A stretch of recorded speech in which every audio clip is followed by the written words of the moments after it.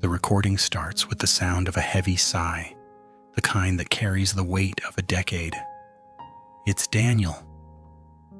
He's standing by Gate B12 in Indianapolis, clutching a passport that feels heavier than it should. "I'm finally coming to see you, Aya," he whispers into the receiver. His voice is a mix of boyish wonder and the terrifying realization that he is crossing an ocean for a ghost. He's a man of the soil, Indiana corn and soy, where things are supposed to be what they look like. But Daniel has been living in a digital dream for 3 years, and the departure gate is the only thing standing between his lonely reality and the life he's bought and paid for, one wire transfer at a time. 10,000 miles away, the humidity of the Philippines clings to the walls of a small windowless room. The air is thick with the smell of instant coffee and the hum of cooling fans. This is the hub. Here, the notification of Daniel's message doesn't trigger a heartbeat. It triggers a workflow. Aya, or the woman using that name today, doesn't look up from her third phone. She's illuminated by the ring light that makes her eyes sparkle with a simulated innocence. She checks a spreadsheet. Daniel Harper, Moreland, Indiana. High emotional investment. Flight arrives 1400. She adjusts her hair, clicks her tongue, and types a response that will be waiting for him when he lands.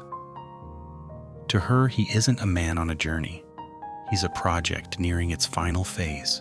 It began 3 years ago, on a night when the silence in the farmhouse was so loud, it felt like it was screaming. Daniel was a year out of a divorce that had left him with half the acreage and none of the purpose. He clicked on a banner ad, and there she was, Aya. She was 21, or so she said, with a smile that looked like it could cure a drought. She claimed to be a nursing student in a southern province, a girl from a barong shack who studied by candlelight. She was the perfect vessel for Daniel's dormant protective instincts. The hook wasn't set with greed, but with vulnerability. She didn't ask for a Rolex. She asked for a $30 library fee so she wouldn't fail her anatomy exam. Daniel felt a surge of pride when he sent it. He wasn't just a farmer anymore. He was a benefactor. The relationship matured with clinical precision. She sent him photos of her poor village, carefully framed shots of dirt roads and sagging roofs, while they spent hours on video calls. She'd cry softly about her grandmother's cough or the hole in her roof, and Daniel would reach for his credit card like it was a shield. He didn't question why a girl in a shack had a high-speed data plan or a verified PayPal. He was too busy falling in love with the hero he saw in his own reflection. By the second year, Daniel's bank account was a sieve. The emergencies had become a seasonal harvest.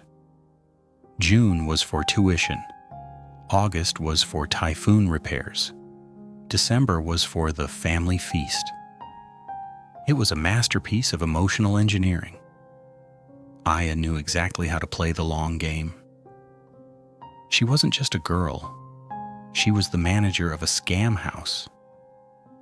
Inside that building, Daniel was known as Target 8. While he was sending her $500 for a laptop for school, Aya was managing 2 other men, a widower in Leeds and a lonely technician in Sydney. The operation was a factory of intimacy. When Aya was tired, another girl from the scam house group would step in, reading the logs to ensure the tone stayed consistent. They kept notebooks on Daniel's life. They knew his dog's name, the date his mother died, and his favorite color. Every I love you was timed. Every I miss you was scripted to land right when his engagement seemed to be flagging. It was a high-yield emotional crop, and Daniel was being harvested with the same efficiency he used on his own fields back in Indiana. He was a line item in a ledger of manufactured affection. Whenever Daniel mentioned a visit, the Aya entity would pivot. For 3 years, she moved the goalposts with the grace of a dancer. First, it was her strict father who wouldn't allow a foreigner in the house. Then it was a lost passport that the local bureaucrat was holding for a bribe.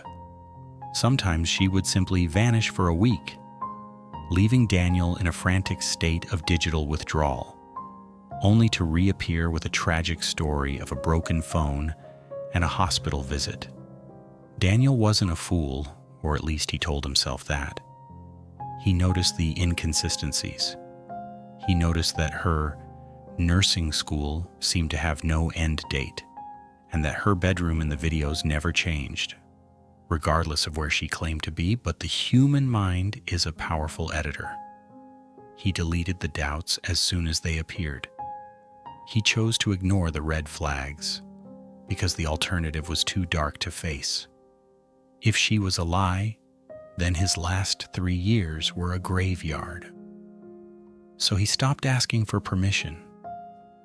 He bought the ticket, packed a bag, and decided to surprise the girl who had been his only light in the Indiana winter. The heat in the Philippines hit Daniel like a physical blow as he stepped off the bus. He didn't call her.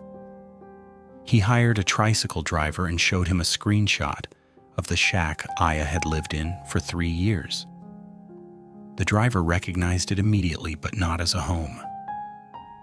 He took Daniel to a small, nondescript building on a side street. When Daniel pushed the door open, the barong fantasy evaporated instantly. The room was a stage. There were the blue curtains from the video calls, tacked to a plywood board. There was the cracked mirror and the single wooden chair. But there were no clothes, no kitchen, no life. Instead, there were high-end ring lights, industrial power strips, and a row of cheap smartphones charging on a rack. A young woman Daniel didn't recognize was sitting in the chair, pouting at a camera, recording a good night message for someone named Kenneth. This was the house that wasn't hers. It was a studio where they filmed the soap opera of his life. Daniel stood in the center of the set, a giant in a dollhouse, feeling the crushing weight of 1,000 small lies. He didn't go to the police. He knew the money was gone. He just wanted to see the face of the person he had been talking to. He found her real address by following a courier who was delivering a high-end grocery order. It was a concrete house, painted a cheerful yellow with a satellite dish and a late model SUV in the driveway. It was the house Daniel's tuition payments had built. Through the window, he saw the real Aya. She looked older, sharper, and deeply content. She was sitting at a dinner table with a man, Rashid, and 2 young children.